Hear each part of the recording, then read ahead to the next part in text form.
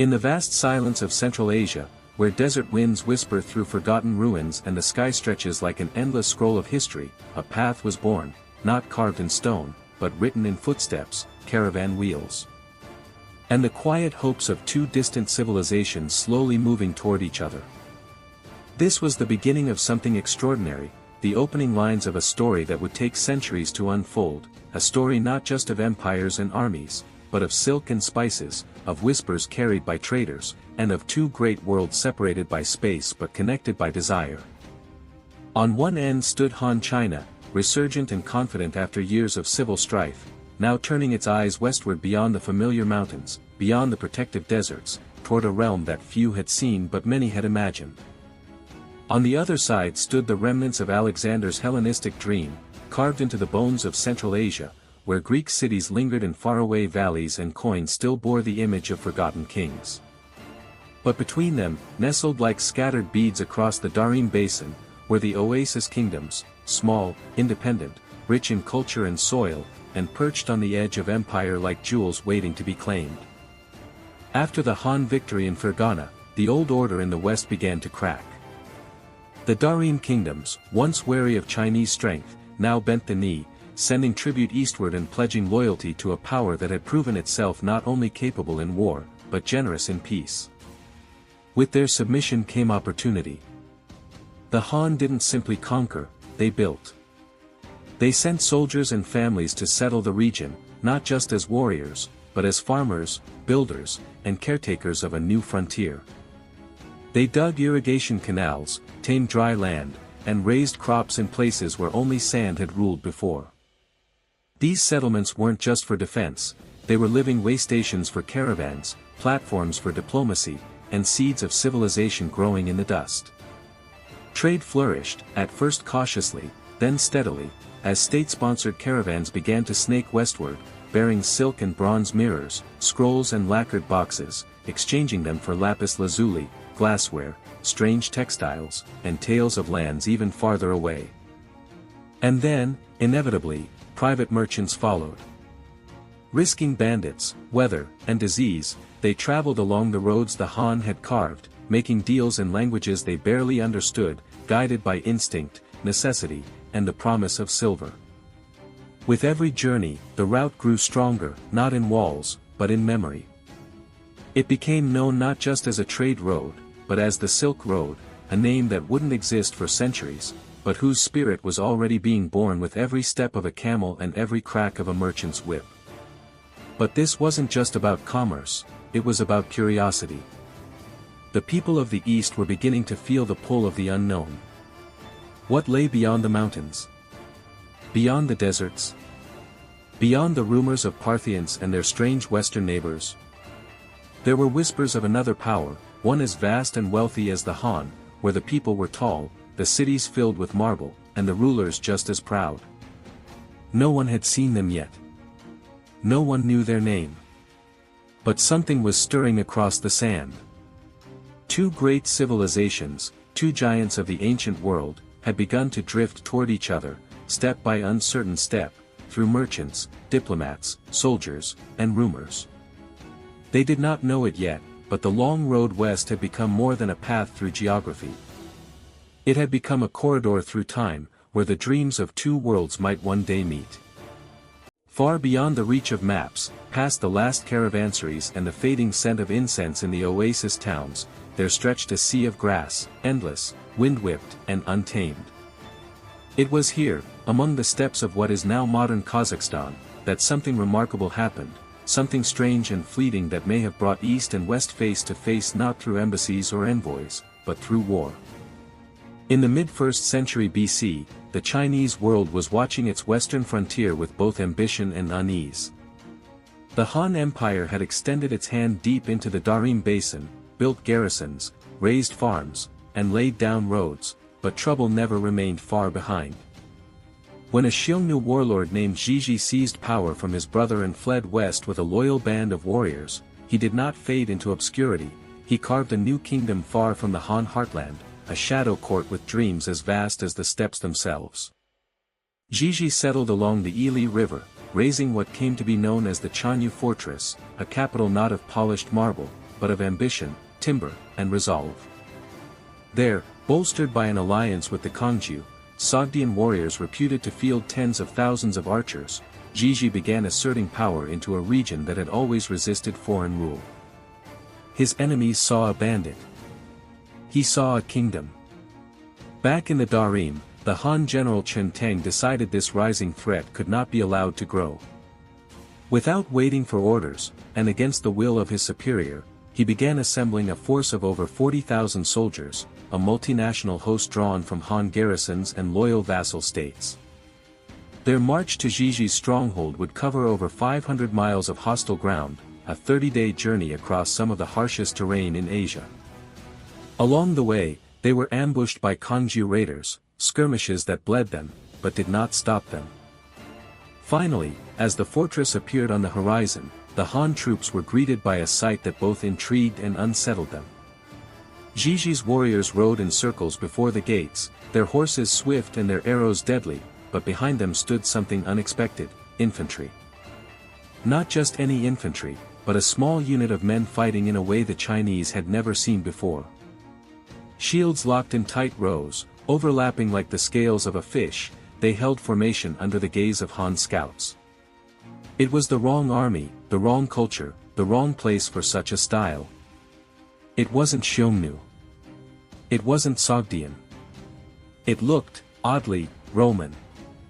Centuries later, the historian Homer Dubs would suggest a theory that still fascinates and divides scholars, that these men may have been the remnants of Roman legionaries, captured at the disastrous Battle of Carrhae by the Parthians, marched east, and somehow found their way into Jiji's service as mercenaries.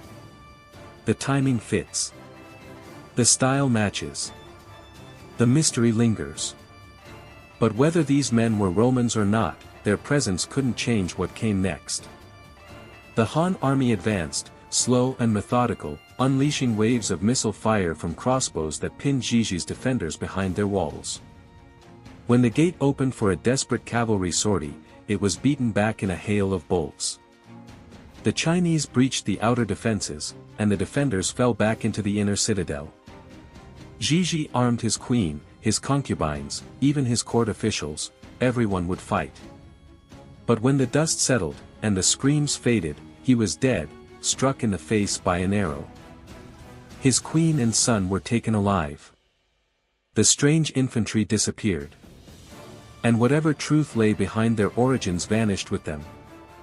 Maybe they were mercenaries. Maybe they were Romans. Maybe they were just a legend born in the tension between history and imagination. But in that moment, on a forgotten battlefield in the wildest part of Central Asia, the two greatest empires of the ancient world may have brushed past each other, neither fully aware of the other, both walking different roads toward the same distant horizon. It wouldn't be the last time China looked west and wondered what waited beyond. In an age when the edges of the known world still shimmered with mystery, the Chinese began to hear whispers carried by caravans and diplomats, tales of a powerful empire far to the west, beyond the deserts, beyond the Parthians, beyond even the imagination of the average court scholar. An empire of wealth, of cities carved from stone, of men as tall and proud as those of the Middle Kingdom, a civilization so vast and ordered that it could only be seen not as foreign, but as familiar, as something that mirrored China itself, and so they gave it a name, the Qin, the Great China. To the Han, this wasn't just another kingdom to trade with or observe, it was a philosophical puzzle, a distant twin born under a different sky. Reports trickled in slowly, filtered through merchants, envoys, and translated by those who had never seen either empire firsthand. But what emerged was something astonishing, a vision of Rome not as a barbarian realm, but as a sophisticated civilization with sprawling cities, towering temples, strong governance, and people who wore embroidered robes, who cropped their hair, and who valued honesty in trade. The Chinese records described these people as tall and just, as resembling themselves in manner and character, and that alone was enough to ignite the curiosity of emperors and scholars alike. What kind of world could produce a people so similar, yet so distant? What might be learned from them? What might be gained? As the Han reasserted control over the western territories, and trade along the Silk Road surged once more, their fascination with the Qin deepened. It wasn't just the philosophical symmetry, it was the economic promise. Chinese sources like the Ho Honshu catalogued the wealth of the Romans with eager precision: gold and silver coins in abundance, glassware of fine make, rich textiles, exotic gems, and a mysterious material known as byssus, spun from sea creatures and glowing with a golden sheen lighter than silk, more delicate than thread. These goods trickled into the east through countless hands, passing from Roman artisans to Parthian merchants, from Sogdian traders to Chinese buyers, until they arrived in the markets of Chang'an and Luoyang like treasures from another world. And though Rome and China never met directly during this time, they were already shaping each other from a distance, influencing tastes, sparking curiosity, and slowly sketching outlines of each other in the minds of their people. To the Romans, China remained a mysterious eastern source of silk and myth. To the Chinese, Rome was Dechin, a place of strange customs but shared virtue, a rare reflection in a fractured mirror. It is easy to forget, in our modern world of satellite maps and instant information, how intoxicating such stories once were. In a time when most people never traveled more than a few miles from where they were born, the idea that across the mountains and deserts there existed another realm as rich and ordered as your own was not just remarkable, it was transformative. It challenged the boundaries of imagination, the arrogance of cultural superiority, the assumption that one people alone had mastered the art of civilization. Dechin was not just a place, it was a concept, a suggestion that greatness was not singular, that wisdom and beauty could be born in different soils, shaped by different winds, yet still belonged to a shared human journey. And in that quiet realization, there was a seed of something deeper, something enduring, the understanding that perhaps we are never truly alone in our greatness, that in the far corners of the world, even across language and distance, there may be others who dream as we dream, who build as we build, who look at the stars and wonder the same things we do.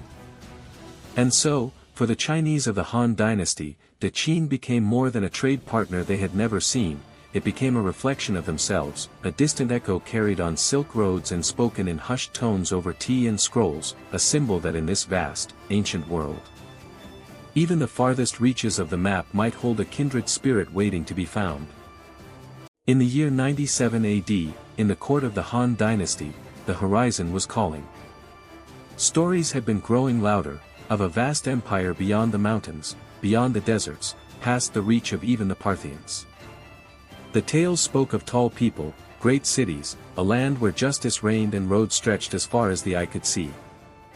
That place had a name in the Chinese imagination, Dechin, the great China of the West, and if such a place truly existed, then perhaps it was time to see it with their own eyes.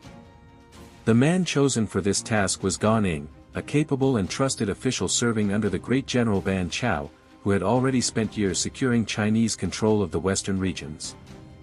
Gan was not a warrior in this moment, he was a bridge, a question asked by one empire to another, and his mission was as simple as it was staggering: go west, find the Romans, and open the door to a friendship that could span the world. So he set off, following the old trade routes from the Darim Basin, through the high passes of the Pamirs, into the lands that once echoed with the footsteps of Alexander's men. Across mountain and plain, through oasis and empire, he pushed forward until he reached the edge of the Persian Gulf, a kingdom called Kharasin, modern-day Iraq, where Greek, Persian, and Parthian traditions mixed like spices on a merchant's tray. There, Gan Ning found himself standing on the threshold of history. What he didn't know, what no one told him, was that he was now just 40 days' journey from the Roman frontier in Syria. Just 40 days from changing the course of history. But geography is not the only barrier in diplomacy. Miscommunication, mistranslation, and human hesitation play their part too. When Gan Ning asked the local sailors about sailing to Dechin, he received answers clouded by confusion, exaggeration, and perhaps even political caution. The sailors, unfamiliar with the Chinese mission and perhaps protective of their own trading monopolies, told him the journey would take months, maybe years. They spoke of treacherous seas, unpredictable winds, high costs, and the need to carry provisions for 3 years. Some suggested a route around the entire African continent, a journey so enormous it may have seemed like madness. Faced with such uncertainty, Gan made a decision that would echo through time. He turned back. He did not cross into Roman territory. He did not see the cities or meet the governors or hand over the gifts he had surely carried. Instead, he returned east, bearing only the stories he had heard, the impressions of a land he never reached. And just like that, a meeting centuries in the making vanished into the silence between two empires. When Gan reported back to Ban Chao, the conclusion was simple but heavy: Rome was too far, too uncertain, too unreachable to serve as a true ally in China's frontier struggles. And so, no official embassy was sent again. The dream faded, not with failure, but with distance. And yet, even in what was left undone, there is meaning. Because Gan Ying's mission, though incomplete, marked something rare in ancient history, a moment when East looked to West not with conquest in mind, but with curiosity, with respect, with the possibility of friendship. It was a mission born not from fear or war, but from a question: what lies beyond the world we know, and who are the people that live there? And perhaps that question, unanswered though it was, planted something deeper, a seed of global consciousness, the idea that no matter how vast the land, how foreign the face, there are others out there building, dreaming, wondering too. Gan never saw Rome. But he came closer than anyone else of his time. And in doing so, he left behind more than a report. He left behind a legend. The story of how two of the greatest civilizations the world has ever known came within reach of each other, and how history held its breath, waiting for a meeting that never came. Long after Gan turned back, long after the trail to Dechin faded into desert wind and forgotten names, the echoes of that near encounter kept moving, not through armies or embassies, but through goods, stories, and dreams that traveled farther than any map could measure. The Silk Road, winding like a ribbon of purpose across mountains and sands, became the thread that wove two worlds together without needing them to ever meet face to face. Roman coins turned up in Chinese tombs, Chinese silks shimmered in Roman villas, and glassware from Syria glinted on tables deep within the Han court. No treaty was ever signed. No royal hands were shaken. And yet something passed between these civilizations, something real. Trade became the silent ambassador. Along the caravan routes, in the hands of merchants who spoke none of the same words but understood value all the same, Rome and China began to know each other by what they made and what they prized. Gold, silver, and spices crossed borders wrapped in secrecy and curiosity, carried by men who likely had no idea they were part of something larger than themselves. Stories traveled too, morphing and reshaping as they went, embroidered with myth, tinted by awe. In the Roman world, China was a far-off land of endless silk, of strange inventions, and quiet discipline. In the Chinese imagination, Rome, Dechin, was a realm of majestic cities, fairness in trade, and uncanny similarity, a mirror turned westward where another version of civilization might be walking a parallel path. They never saw each other clearly, not directly, but what filtered through was enough to change how they saw themselves. It's easy to see history as a list of battles and empires rising and falling, but sometimes the most profound movements are the ones that never quite touch, the ones that circle each other like stars caught in the same gravity, aware of each other's light even across unimaginable distance. Rome and Han China lived in such a dance. And in that shared orbit, they became something rare in ancient history, not enemies, not allies, but co-dreamers of empire, builders of systems, managers of roads, and keepers of knowledge. That matters more than we often realize. Because even though they never formed an alliance, even though no emperor of Rome ever received a Han envoy in the flesh, the world they shaped was bigger and more connected because of their curiosity. They showed the world that East and West were not separate stories, but different verses of the same epic poem. And that realization, however faint, however indirect, laid the groundwork for a global consciousness still growing today. So when we look at those Roman coins found buried in Chinese soil, or those bolts of silk discovered in the ashes of Pompeii, we're not just looking at trade goods. We're looking at the evidence of human wonder, of the endless urge to explore, to exchange, to reach beyond the known and imagine that someone else out there might understand us, might value what we value, might see us not as strangers, but as something not so different after all. The echo of Rome in China and China in Rome is not a single moment, it's a resonance that still hums beneath the surface of our world. It reminds us that even when history keeps people apart, the desire to connect never dies. And sometimes, the greatest stories are the ones we almost wrote together. History is full of what actually happened, but just behind it, whispering through the pages, are the what-ifs, the quiet possibilities that never came to life but still have something to teach us. And when we look at the story of Rome and Han China, separated by deserts, empires, and missteps, we can't help but wonder what might have been if they had met not through merchants or misunderstood reports, but through dialogue, diplomacy, and direct contact.